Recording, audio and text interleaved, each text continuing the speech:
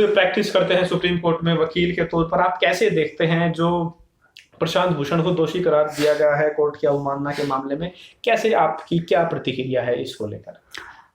देखिए, मेरा मानना यह है कि ये जो किया गया है, मैं इसे मानता हूं कि जिन चीजों पर, यानी जो कंटेम्प्ट ऑफ कोर्ट के मुकदमे प्रशांत भूषण जी के खिलाफ सुप्रीम कोर्ट में इस समय हियरिंग पे थे, उनमें से कोई भी ऐसा विषय नहीं था जिस पर कंटेम्प्ट बनती हो।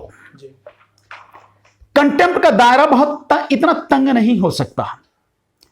कंटेम्प्ट अगर है तो वो वाकई में ऐसा होना चाहिए कि जजेस का, या जजेस से भी आगे चल के मैं बात कहूं, सुप्रीम कोर्ट का अपमान हुआ है। लेकिन अगर आप वो देख रहे हैं तो जो दो मुकदमे हैं उनमें अभी हाल फिलहाल में जो मुकदमा है उनके दो ट्वीट्स पे है। जो ट्वीट्स उन्होंने किए, एक ट्वीट्स उन्होंने किया जिसमें वर्तमान मुख्य न्यायाधीश एक मोटरसाइकिल पर बैठे हैं, बहुत कॉस्टली मोटरसाइकिल है, नागपुर राजमहल का जो है वो, राजभवन का जो है वो सीन है, मोटरसाइकिल स्टैंड पर खड़ी है, और उसके विषय में उन्होंने कमेंट किया है कि चीफ जस्टिस साहब इस पर बैठे हैं, आसपास जो लोग हैं मास्क लगा रखे हैं लेकिन उन्होंने नहीं लगा रखा, और ये मोटरसाइकिल किसी बीजेपी के नेता के बेटे की है, 50 लाख इसकी कीमत है, इतनी कॉस्टली है, हेलमेट नहीं है। तो ऐसे में और ये उस समय है जिस समय उन्होंने कोरोना की वजह से सुप्रीम कोर्ट को लॉकडाउन में रखा हुआ है, जिससे लोगों को उनके अधिकार भी नहीं मिल पा रहे हैं। तो इस विषय में एक तो ये ट्वीट है, इस विषय में एक ये थी कि हेलमेट की जहां तक बात है, इसके विषय में प्रशांत भूषण साहब ने स्वयं लिख के भी दिया, माफी भी की कि भाई ये जो है ये चीज निश्चित रूप से मुझे नहीं गलत, क्योंकि मोटरसाइकिल खड़ी है तो हेलमेट का कोई मतलब नहीं है, बाकी और सारी चीजें हैं उसमें वो सारी की सारी चीजें बिल्कुल सही हैं। मोटरसाइकिल पर चीफ साहब बैठे हैं, मोटरसाइकिल किन की है वो भी सच है, कहां पर है वो भी सच है, सबने मास्क लगा रखे हैं, उन्होंने नहीं लगा रखे ये बात भी सच है। इसमें अपमान क्या हुआ? इसमें कोर्ट का क्या अपमान है? कोई अपमान नहीं है। दूसरा, एक और ट्वीट्स उन्होंने किया कि जब इतिहासकार भविष्य में ये जो पिछले 6 साल का इतिहास जब लिखेंगे 2014 से लेकर अब तक का, तो उसमें सुप्रीम कोर्ट की जो भूमिका है निश्चित रूप से वो भी सवालों के घेरे में होगी, विशेषकर जो पिछले 4 चीफ जस्टिस हैं, मुख्य न्यायाधीश हैं, उन पर टिप्पणी जरूर की जाएगी। ये बात उन्होंने कही है, तो इसमें कोई भी बात कह सकता है। इसमें कोर्ट का अपमान करने वाली बात कहां है? इन्होंने व्यक्तिगत रूप से किसी जज की भी बात नाम नहीं लिया, इन्होंने ये बात कही गई है कि भाई वाकई में ये तो सच है कि भाई इतिहासकार लिखेंगे तो सारी स्थिति, और क्योंकि वो एक वकील हैं और वो जानते हैं सुप्रीम कोर्ट में किस तरह से काम हुआ है पिछले 4 चीफ जस्टिस के के समय में, उसके विषय में निश्चित रूप से उन्होंने अपनी एक टिप्पणी की। तो इसमें अदालत का अपमान क्या, सुप्रीम कोर्ट का तो कोई अपमान नहीं है। इससे भी गंभीर एक स्थिति है जो एक और मुकदमा था जो 2009 में उन्होंने तहलका मैगजीन को एक इंटरव्यू दिया, और उस इंटरव्यू में उन्होंने ये कहा कि अब से पिछले जो हैं करीब 16-17 जजेस, चीफ जस्टिस जो रहे हैं, उन चीफ जस्टिस में से लगभग आधे भ्रष्ट थे। ये बात उन्होंने कही, और इसके ऊपर जो है फिर वो मुकदमा चला, 2009 में वो शुरू हुआ, और फिर जब उन्होंने, प्रशांत भूषण जी ने उसके विषय में डिटेल एफिडेविट अपना कोर्ट में फाइल किया, सबूतों के साथ, जिस पर उन्होंने आरोप लगाए उन्होंने सबूतों के साथ अपने एफिडेविट में सारी बात की, और यहां तक भी कहा कि और भी अगर सबूत चाहिए तो वो भी मिलेंगे। वो बात उन्होंने कोर्ट के सामने रखी, तो 2012 में यकायक उसकी जो सुनवाई थी वो बंद कर दी गई। सुनवाई क्यों बंद कर दी गई? जब कंटेम्प्ट ऑफ कोर्ट का ऐसा मसला था कि एक व्यक्ति कह रहा है कि 16-17 में से आधे चीफ जस्टिस जो हैं वो भ्रष्ट थे, और भ्रष्टाचार के विषय में उन्होंने कहा कि भ्रष्टाचार का मतलब केवल यही नहीं है कि पैसे का लेन देन हो, केवल पैसे वाला भ्रष्टाचार नहीं, भ्रष्टाचार कई तरह का हो सकता है। आप किसी के फेवर में, आप किसी से बात की, आपने किसी के कहने पर किसी के फेवर में आपने जो है मुकदमा कर दिया, फैसला दे दिया, निर्णय दे दिया, यह भी भ्रष्टाचार है। आपने पैसे नहीं लिए लेकिन किसी और चीज से, किसी और माध्यम से सीधे सीधे आपको नहीं, आपके परिवार के किसी व्यक्ति को किसी तरह से जो है सहयोग कर दिया गया, उसके फेवर में कुछ दे दिया गया, माना कहीं जमीन दे दी गई, कोई प्लॉट दे दिया गया, यह भी भ्रष्टाचार है। यह यूं कहें कि किसी तरह से आपने माना किसी कंपनी के शेयर ले रखे हैं, उसी कंपनी के फेवर में आपने जो मुकदमे का फैसला दे दिया, यह जानते हुए भी किस कंपनी में आपके शेयर हैं, यह भी भ्रष्टाचार है। तो भ्रष्टाचार के कई तरीके हैं। भ्रष्टाचार को उन्होंने बहुत तरीके से बताया, समझाया, वो मुकदमा वो चल रहा था और वो मुकदमा 2009 से 2012 में बंद कर दिया गया। अब अचानक वो मुकदमा निकाला गया। आप एक बात बताइए कि जब सुप्रीम कोर्ट पूरी तरह से लॉकडाउन में है, कोई अदालत देश की चल नहीं रही, केवल जो जरूरी काम है, विशेषकर जैसे बेल के मामले हैं या पीआईएल हैं, उस तरह के जो मसले हैं वो सिर्फ सुने जा रहे हैं। यहां तक कि आप ये मान के चलिए कि जो मूल अधिकार संविधान में जो दिए गए हैं उनसे संबंधित जो मुकदमे हैं कई बार वो भी नहीं सुने जा रहे हैं। उस स्थिति में अचानक 2012 वाला वो केस, 8 साल पुराना वाला वो केस निकाल के लाया जाता है और उसकी सुनवाई की जाती है। और वो सुनवाई भी उस जज के सामने होती है, उन जज साहब के सामने होती है जिनसे उनका लगातार आपस में संबंध ठीक नहीं रहा। और उन्होंने उन जज साहब के विषय में जो इस बेंच को हेड कर रहे थे लिख के दिया हुआ है कि भाई इन्होंने मुझे कई बार ये कहा है कि ये आप कंटेम्प्ट कर रहे हैं, उनसे मेरी जो किसी भी तरह से बनती नहीं है, वो मुझ पे टीका टिप्पणी करते हैं, मैं उनको कोई बात कहता हूं तो आप उनकी बेंच की बजाय किसी भी और बेंच में इस मुकदमे को ट्रांसफर कर दीजिए। वो भी नहीं किया गया और यकायक वो निकाल के और लगातार आपकी सुनवाई की गई। उसमें जिस समय सब सारा काम बंद है, ये इतना अर्जेंट मैटर, क्या ये इतना बड़ा मसला था? 2012 से बंद था तो क्या इतना बड़ा मसला था?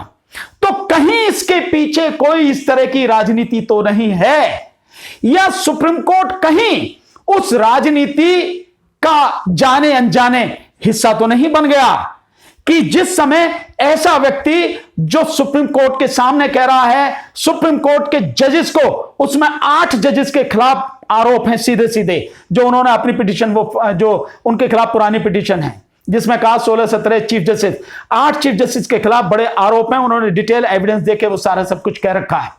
तो उस मुकदमे में सुनवाई की जा रही है। तो वो जो लोग हैं, जो ऐसे कोई बड़े बिजनेसमैन हो सकते हैं, कोई बड़े बड़े उद्योग घराने हो सकते हैं कि जिनको इस व्यक्ति से खतरा है कि एक व्यक्ति आंख में आंख डाल के कह सकता है, बात कह सकता है और उसे किसी तरह का डर नहीं है सच को बोलने में, ऐसे माहौल में जब सब लोग अपना मुंह बंद करके बैठे हैं, उसका मुंह बंद करने की कहीं ये प्लानिंग तो नहीं है, कहीं ये उस तरह का एक पूरी एक संरचना तो नहीं रची गई है।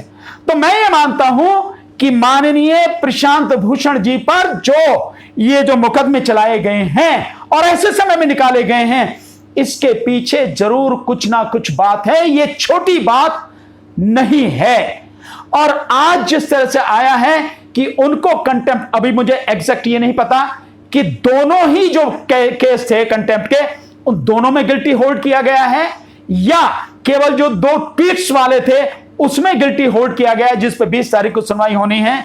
मुझे इसके विषय में एग्जैक्ट जानकारी नहीं है, पर जिस तरह से उनको गिल्टी होल्ड किया गया है, मैं समझता हूं ये इस देश में जो संविधान की संरक्षक संस्था है, उस संस्था के द्वारा सच का गला घोंटने की एक कोशिश की गई है, जो बहुत ही दुखद है। और मैं ये मानता हूं ऐसे समय में जहां लोग बोल ही नहीं पा रहे हैं, जहां सच बोलना बहुत जरूरी है, अन्यथा यह देश पूरी तरह से बर्बाद हो जाएगा। इस देश की जितनी भी शासनिक प्रशासनिक संस्थाएं, सरकारी संस्थाएं, सब खत्म हो गई हैं, सब खत्म कर दी गई हैं इस भाजपा सरकार ने। चाहे वो सीवीसी हो, चाहे वो सीबीआई हो, चाहे वो ईडी हो, चाहे वो इनकम टैक्स हो, चाहे वो सीएजी हो, चाहे इलेक्शन कमीशन ऑफ इंडिया हो, चाहे यूजीसी हो, कोई भी संस्था छोड़ी नहीं है। और न्यायपालिका भी इस देश में इतने भयानक संकट से इस समय गुजर रही है कि जो पिछले जो सारे मुकदमे हैं, जिससे जो अभी जो 138 या 142 पेज का एफिडेविट दोबारा से उन्होंने फाइल किया है प्रशांत भूषण जी ने, उसमें जो उन्होंने बातें उठाई हैं, चाहे वो राम मंदिर का फैसला, अयोध्या का फैसला हो, चाहे वो जो आपके राफेल वाला फैसला हो, और चाहे वो उसके अलावा और जितने भी फैसले आए हैं, जिस तरह से 4 सीनियर जजेस ने आके प्रेस कॉन्फ्रेंस की और उसके बाद की जो स्थिति आई सुप्रीम कोर्ट में जो हो रहा है, और जिस तरह से ये लॉकडाउन के समय में कोरोना की स्थिति में सरकार का एटीट्यूड है, सरकार की कार्यशैली है, और जिस तरह से जो प्रवासी मजदूर इस कोरोना के समय में रहे, और पीआईएल सुनने में सरकार की जो सुप्रीम कोर्ट की जो भूमिका रही है, 62 दिन बाद जाके सुप्रीम कोर्ट ने पीआईएल सुनी, जबकि उससे पहले कितनी ही पीआईएल पढ़ी, सुप्रीम कोर्ट ने उस विषय में कोई ध्यान नहीं दिया। और वो भी मैं समझता हूं कि तब की गई जब सुप्रीम कोर्ट के कई एडवोकेट्स ने सुप्रीम कोर्ट को चिट्ठी लिखी, और साथ में जो है कई भिन्न भिन्न हाई कोर्ट्स ने इसके विषय में, प्रवासी मजदूरों के विषय में फैसले दिए, चाहे वो गुजरात हाई कोर्ट हो, चाहे वो आपकी कर्नाटका हाई कोर्ट हो, इस तरह से जब मद्रास हाई कोर्ट हो, इन्होंने जब फैसले दिए उसके बाद में हुई। और उस समय जिस समय ये सुनवाई की गई, वाकई में उस समय तो कुछ रहा ही नहीं, प्रवासी मजदूरों को कोई मसला नहीं। तो ये जितने भी मसले आए, जितने भी मुद्दे आए, सरकार की जितनी भी नीतियां थी, उनके विषय में जो सामने से सुप्रीम कोर्ट के आए, उन पे जो माननीय सुप्रीम कोर्ट का जो रवैया रहा, निश्चित रूप से उसके ऊपर कई सवाल खड़े हुए। और ऐसे में एक व्यक्ति सच बोलने वाले का गला दबाया जाए, मैं समझता हूं इससे ज्यादा दुखद कुछ हो नहीं सकता। मैं इस विषय में आपको कहना चाहूंगा, देखिए कंटेम्प्ट ऑफ कोर्ट का जो एक्ट है, वो इसलिए कहा गया कि अगर सुप्रीम कोर्ट कोई आदेश देती है तो वो उस आदेश का पालन होना चाहिए। कोई ऐसा ना हो कि कोर्ट की कोई अवमानना करे, कोर्ट की कोई बात ना माने, वो कोर्ट के सामने आए, अपनी बात कोर्ट के सामने रखे, जो भी बात हो कोर्ट के सामने आए और कोर्ट न्याय करे उसमें। तो कंटेम्प्ट ऑफ कोर्ट, ऐसा नहीं कि कोई उसकी बात ही ना माने तो फिर तो कोर्ट चलेगी नहीं, इसलिए कंटेम्प्ट का ये कानून बनाया गया। लेकिन क्या एक जज के ऊपर टिप्पणी करना, वो भी फैक्ट के साथ, ये कंटेम्प्ट है? ये कंटेम्प्ट नहीं है। डेफिनेशन क्या कहती है? डेफिनेशन जो कहती है, वो डेफिनेशन ये कहती है कि अदालत ने अगर कोई आदेश दिया है और कोई व्यक्ति उस आदेश को नहीं मानना, निश्चित रूप से कंटेम्प्ट है। पर इसमें हम एक चीज जो है, वो हार्ड फैक्ट जो है वो जनता के सामने आने चाहिए, क्योंकि जनता को ये सारी चीजें मालूम नहीं।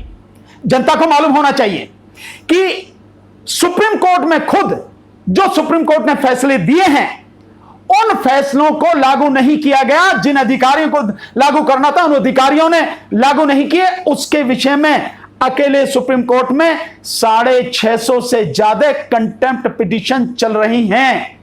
तो सुप्रीम कोर्ट बताए कि उनके विषय में क्या किया। सुप्रीम कोर्ट को जवाब देना चाहिए।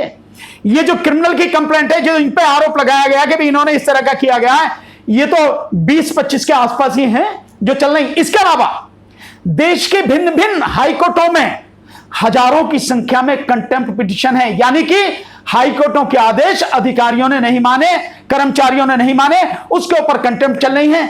उनका क्या, उनके विषय में क्या है? कोई इसके विषय में कुछ नहीं है।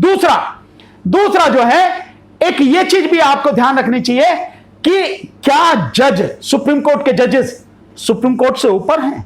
क्या सुप्रीम कोर्ट बड़ी है या सुप्रीम कोर्ट के जजेस बड़े हैं? मैं समझता हूं सुप्रीम कोर्ट बड़ी है। तो कोर्ट का अपमान, तो क्या कोर्ट का मान सम्मान इतना छोटा है?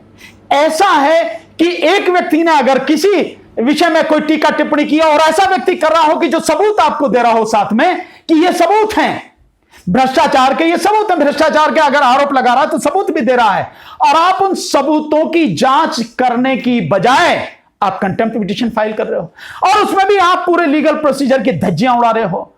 जो कंटेम्प्ट पिटीशन है वो अटॉर्नी जनरल की सहमति के बाद ही फाइल होता है, लेकिन इसमें अटॉर्नी जनरल की सहमति के बिना ही वो कंटेम्प्ट फाइल कर दिया गया। कोर्ट ने संज्ञान ले लिया उस पर और फैसले की स्थिति में आ गया। तो यह भी देखना है क्या सुप्रीम कोर्ट का अपमान? मुझे लगता है सुप्रीम कोर्ट का तो कोई अपमान नहीं है। अगर अयोध्या वाले फैसले को आप पूरी ईमानदारी के साथ, पूरी गहनता के साथ देख लें तो फैसला हुआ है, न्याय नहीं हुआ है उसमें। तो सुप्रीम कोर्ट का मतलब क्या है? न्याय करना। और जिस अनुच्छेद 142 के तहत उन्होंने कहा है कि हमें यह पावर है, हम अधिकार, हम ये कर सकते हैं, तो उसमें यह का कंप्लीट जस्टिस यानी पूर्ण न्याय। और न्याय किसी का फेवर नहीं करता, डरता नहीं है, किसी के सामने झुकता नहीं है, बिना डरे लोगों को न्याय मिलता। कैसा हुआ? एक बात। दूसरा, जो माननीय सर्वोच्च न्यायालय है वो सर्वोच्च न्यायालय इस देश के संविधान की रक्षक है। किसी व्यक्ति में हिम्मत नहीं हो सकती कि सरकार के सामने कहे, ऐसा हो सकता है। तो उस स्थिति में सुप्रीम कोर्ट को यह अधिकार दिए गए हैं, कोई ऐसा विषय, कोई ऐसा संबंध ऐसा लगता है, कोई तथ्य ऐसा सामने आ रहा है, लोग नहीं बोल पा रहे हैं, हिम्मत नहीं कर पा रहे हैं, तो सुप्रीम कोर्ट सुमोटो यानी अपने आप उस विषय पर संज्ञान ले और उस विषय की जांच पड़ताल करे, उस पर आदेश पारित करे, सरकार को निर्देश दे ये ऐसे नहीं, ऐसे करना होगा, या सरकार कोई गलत काम कर रही है उसको रोके। सुप्रीम कोर्ट को इसीलिए पावर दी गई है, अनुच्छेद 142 के तहत ये इसीलिए पावर दी गई है। और भी जितने भी जो सुप्रीम कोर्ट को पावर है, इतनी अथाह पावर दी गई है कि केवल सुप्रीम कोर्ट ही है कि सरकार अगर आपे से बाहर हो जाए, सरकार अगर निरंकुश हो जाए, तानाशाह हो जाए, तो केवल और केवल सुप्रीम कोर्ट है जो इस देश को बचा सकती है, सरकार को कंट्रोल कर सकती है, सरकार पर लगाम लगा सकती है, सरकार के फैसलों को लागू होने से रोक सकती है। लेकिन पिछला जो सब कुछ है, केवल आप और मैंने, पूरी देश, पूरी दुनिया देख रही है कि सुप्रीम कोर्ट के फैसले किस तरह से आए हैं। और फैसलों पर चर्चा करना, सुप्रीम कोर्ट के जो जजेस हैं उनके ऊपर चर्चा करना, मैं समझता हूं इसमें कहीं कोई कंटेप्ट नहीं है। क्या सुप्रीम कोर्ट के जजेस इतने कमजोर हैं कि अगर उन पर कोई चर्चा करेगा तो उससे उनका अपमान हो जाएगा? नहीं, बल्कि मैं ये कह रहा हूं कि अगर आप पे कोई उंगली उठाता है तो आपके फैसले ऐसे होने चाहिए जैसे आपने मुंशी प्रेमचंद जी की अगलू चौधरी वाली जो जुम्मन खां और अगलू चौधरी वाली जो कहानी है वो पढ़ी होगी, जब उस पर यह कहा कि यार ये मेरे फेवर में नहीं देगा, लेकिन जिस समय वो व्यक्ति न्याय करने के लिए पंच के रूप में बैठा तो उसने न्याय किया। इसलिए पंच परमेश्वर कहा गया। जो अदालत को ईश्वर का दर्जा जो दिया जाता है, सबसे ऊपर दिया जाता है, वो यही कारण है, इसीलिए दिया जाता है। और उस अदालत को चाहिए कि जो आरोप उन्होंने लगाए 8 मुख्य न्यायाधीशों पर, तो अदालत को चाहिए कि दूध का दूध, पानी का पानी हो जाए। अगर सब कुछ सही है तो आपको डरने की क्या जरूरत है? उनकी पूरी जांच पड़ताल करवाएं, और जांच पड़ताल में करने के बाद अगर लगता है कि प्रशांत भूषण जी ने उन पर गलत आरोप लगाए हैं, झूठे आरोप लगाए, जो सजा बनती है कानून के अनुसार उनको दीजिए।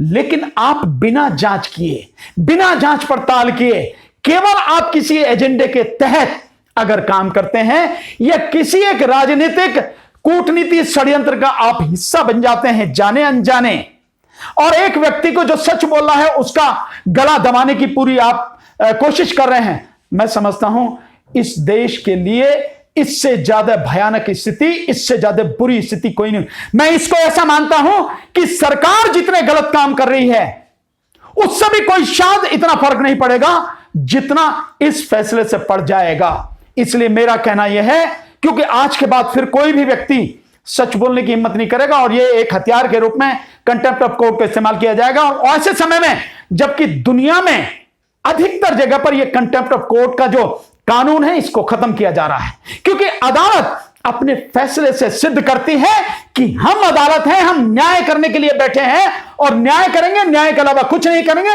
और पूर्ण न्याय करेंगे। और ये जो सारी चीजें होंगी तभी ये बात बनेगी। तो जांच पड़ताल किए बिना दोषी साबित करके अगर आप सजा की बात कर रहे हैं तो लोकतंत्र तो पहले ही इस देश में खत्म हो गया। अब तो कोई आवाज भी उठाए उसका भी गला, और सबसे दुखद बात, ये गला इस देश की सबसे बड़ी अदालत के माध्यम से दबाया जा रहा है, खत्म किया जा रहा है, उसको दफन किया जा रहा है। इससे ज्यादा दुखद नहीं होगा। आखिर में सिर्फ एक बात कहूंगा, हम जो लीगल फ्रेटर्निटी के जो लोग हैं, कानून से जुड़े हुए जो लोग हैं, दुनिया नहीं जानती, लेकिन हम जानते हैं कि क्या चीज है क्या नहीं है। मेरा हाथ जोड़कर इस लीगल फ्रेटर्निटी से, जो कानून के जानने वाले जो लोग हैं, जो वकील साथी हैं, जो सुप्रीम कोर्ट में हो, हाई कोर्ट में हो, डिस्ट्रिक्ट कोर्ट्स में हो, कहीं भी हो, इसका विरोध करना चाहिए, पूरी ताकत के साथ में विरोध करना चाहिए। आज ये केवल प्रशांत भूषण का गला नहीं दबाया जा रहा, केवल सच्चाई का गला नहीं काटा जा रहा है, ये पूरे देश में कोई सच बोलने की हिम्मत कर सके, उस हिम्मत को ही खत्म किया जा रहा, तोड़ा जा रहा है। इसको हमें रोकना है। अगर हम नहीं रोक सकते तो कोई नहीं रोक सकता। साथियों, सबके सब एकजुट हो और पूरी तरह से प्रशांत भूषण जी के साथ में खड़े हो। और मैं समझता हूं हमको खड़े होकर अपनी आवाज बुलंद करनी चाहिए, सड़कों पर उतरना चाहिए, एक आंदोलन करना चाहिए, अन्यथा कुछ नहीं बचेगा और इसके लिए अदालत जिम्मेदार होगी। बहुत बहुत शुक्रिया।